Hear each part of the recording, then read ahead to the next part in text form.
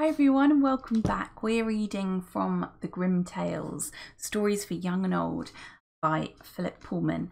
And we're going to read a story today called The Shoes That Were Danced to Pieces. There was once a king who had 12 daughters, each one more beautiful than all the rest.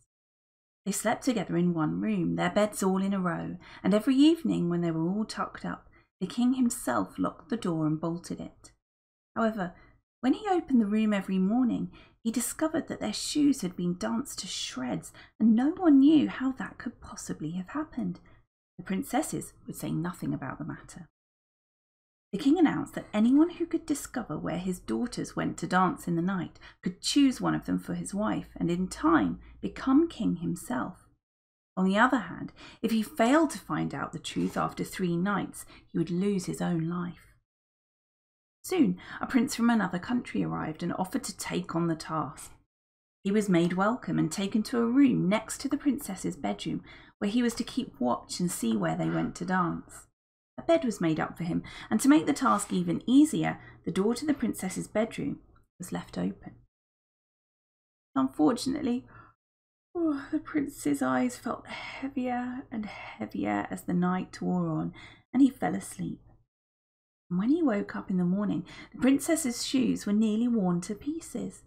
The same thing happened the second night, and the third, and so the prince lost his head. Many others came to try their luck at this dangerous task, but they all failed as he had done.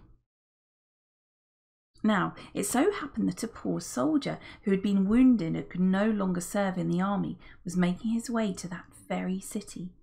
On the way, he met an old woman begging for alms, and feeling sorry for her, he sat down and shared his last bit of bread and cheese with her. "Where are you going, dear?" she said. "Not too sure, to be honest," he replied, but then went on. "Tell you what, though, I like to discover where those princesses go to dance their shoes to pieces. I could marry one of them then, and be king myself." "That's not difficult," said the old woman. "They'll bring you a glass of wine when you go to bed, but don't drink it, whatever you do." Then she unfolded a cloak from her bundle and said, "And when you put this on, you'll become invisible, and you can follow them and find out where they go." The soldier thanked her and went on his way, thinking, "This is getting serious now." At the palace they received him generously, showed him to his room, and gave him a splendid new suit of clothes to wear. And at bedtime, the oldest princess brought him a goblet of wine. He'd made plans for that, and tied a sponge under his chin. He let the wine run into that, and didn't let a single drop pass his lips. Presently, he lay down and closed his eyes, and snored a little to make them think he was asleep. The 12 princesses heard him and laughed, saying, "There's one more who's going to lose his life." They got up and opened their wardrobes and drawers and closets, trying on this dress and that one, putting up their hair, making themselves as beautiful as possible, and all the time skipping and hopping with excitement at the thought of the dancing to come. Only the youngest wasn't sure. "You can laugh and joke," she said, "but I've got a feeling something bad is going to happen." "You're a silly goose," said the oldest princess. "You're afraid of everything. Think of all those princes who've tried to watch us, and all for nothing. I bet I didn't even need to give this soldier a sleeping draught. He'd have fallen asleep all by himself." When they were ready, the oldest princess looked at the soldier again. He seemed to be fast asleep, so they thought it was safe. Then the oldest princess went to her bed and knocked on it. At once it sank down through the floor, and one by one the princesses climbed down into the opening. The soldier was watching secretly, and as soon as they'd all gone down, he put on the cloak and followed them. So as not to lose them, he walked so close behind them that he trod on the dress of the youngest one, and she felt it and called out, "Who's that? Who's pulling my dress?" "Oh, don't be silly," said the oldest. "It's just caught on a nail or something." They went on down the staircase till they came to a beautiful avenue between rows of trees. The leaves on the trees shone and gleamed like moonlight because they were made of silver, and the soldier thought, "I'd better take something back as proof," and he snapped off a branch.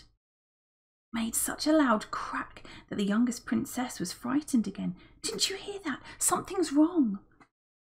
cuckoo, said the oldest. They're just firing a salute to welcome us.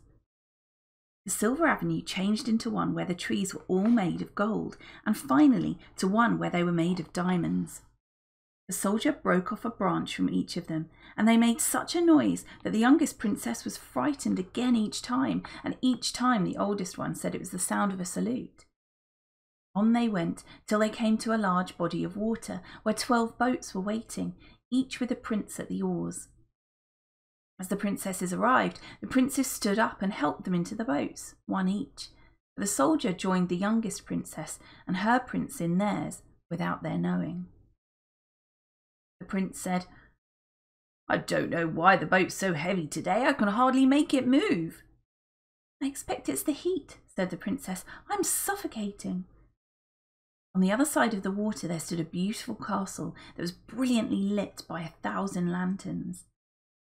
The joyful music of trumpets and kettle drums sounded clearly through the air, and the princes brought their boats to rest at the bank and helped their princesses out, and then they began to dance. The soldier danced along with them, and whenever a princess lifted a glass of wine to her lips, the soldier drank it before she could. The older ones were merely puzzled by this, but the youngest was frightened, and the oldest one had to calm her down yet again. They stayed there until 3 o'clock, by which time their shoes were all danced to pieces and they had to leave. The princes rowed them back across the water, and this time the soldier sat in the boat next to the oldest princess. He got out first and ran ahead, and by the time the tired princesses reached their beds again, he was already snoring in his. "We're safe," they said, and took off their lovely dresses, placed their worn-out shoes under their beds, and went to sleep. Next morning, the soldier said nothing. He wanted to see that beautiful castle and the avenues of precious trees again. He went along with them the second night, and then the third, and saw it all happen just as before, and each time their shoes were danced to pieces, and on the third night he brought back a goblet as more evidence. On the final morning he had to give his answer, so he took the 3 branches and the goblet and went to the king. The princesses stood behind the door to listen. The king said, "Well, you've had your 3 nights. Where did my daughters dance their shoes to pieces?" And the soldier replied, "In a castle under the ground, your majesty. They met 12 princes who rowed them across a lake." He told the whole story and showed the king the branches from the silver tree, the golden tree and the diamond tree, and also the goblet he'd brought from the castle. The king called his daughters before him. "I expect you've heard what this man told me," he said. "Now then, was he telling the truth?" Princesses had no choice. They had to admit everything. "So you've done it," said the king to the soldier. "Now, which of these daughters of mine would you like for a wife?" "Well, I'm not as young as I used to be," said the soldier, "so I reckon the oldest would do me best." "You shall have her," said the king, and their wedding was celebrated the very same day. The king promised that the soldier would succeed him to the throne, and as for the princes under the ground, they were placed under a spell for as many nights as they had danced with the 12 princesses. The end. Thanks very much for listening. See you next time.